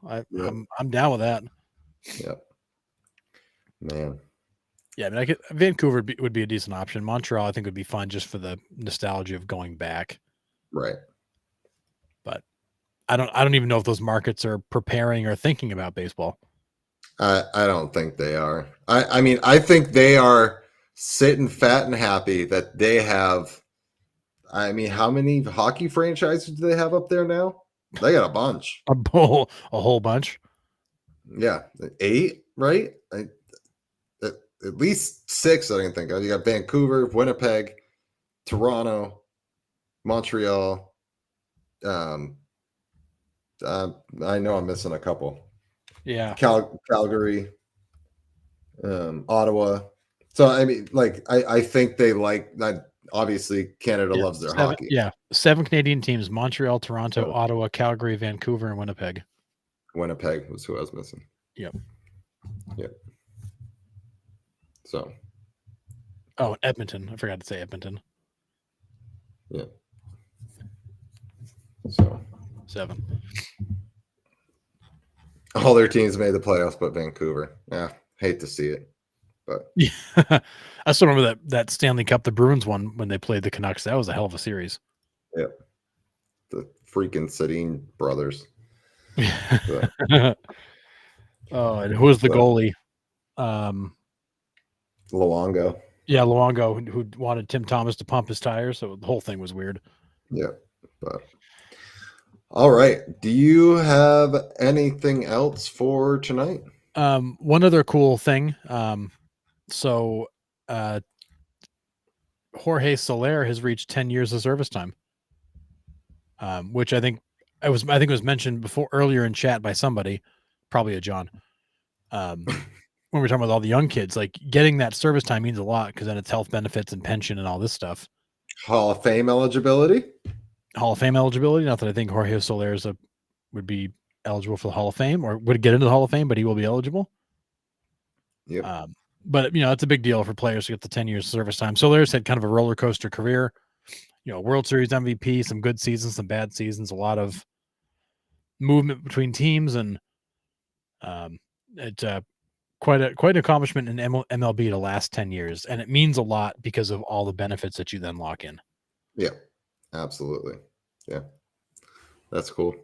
Even then, I can't even, like, 10 years of Jorge Soler. It's nuts. I know. So he was on that Royals team that won the World Series in 2015, right? Was he on that team? He would have had to have been, right? I honestly don't remember. Or right after. Yeah. He was in Chicago. Oh, that's right. And then he got the KC in 2017. Yeah, he's won 2 World Series. So he won with the Braves. And then who did he win with after that? No, he's been in the World Series twice. I think that's what that means. I think he's won twice, hasn't he? Who else would he have won? He was with the Cubs in 2016. Oh, duh. Yeah, that would make sense. I'm like, who else did he win with? Oh, yeah, that's right, the Cubs. Yeah. That's right. So he's got 2 rings and he's made some money. So Yeah, and the World Series MVP in 21 when he hit that ball in Houston that still hasn't landed. oh my goodness, that ball! All I can think was my favorite call of all time is that ball had a family. Yeah, thank you, John. I appreciate the bless you. Thanks for looking out for him. Yeah, man. So I do want to mention this because this is pretty cool for us. We are almost to 10,000 followers on Facebook. We are so stinking close. We're 46 followers away from 10K on Facebook. So that's a pretty cool milestone for Harrison and I, because when we started this, like, we didn't really have any expectations on where this was going to go. And we just keep building it block by block, week to week. And we have you guys to thank for that, because we love doing this. We love coming on and talking baseball with all of you guys every week. So it's been pretty exciting to kind of watch that follower count just creep up. And it's been a wild ride. So it's cool. Can't wait to hit that milestone. So hopefully we'll get there this week, or this weekend. It's exciting. It's pretty cool. But if I could ask a favor of those of you listening, if you don't follow us on YouTube, please go subscribe on YouTube. And if you could jump on Facebook and leave a quick review, we'd appreciate it, because that helps drive even more people to the page. Yes, absolutely. But so leave us if you don't subscribe on YouTube, please do. It just helps move the numbers up on YouTube, because that's also growing.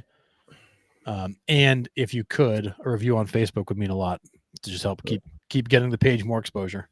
Yeah, it's pretty cool. So, yeah.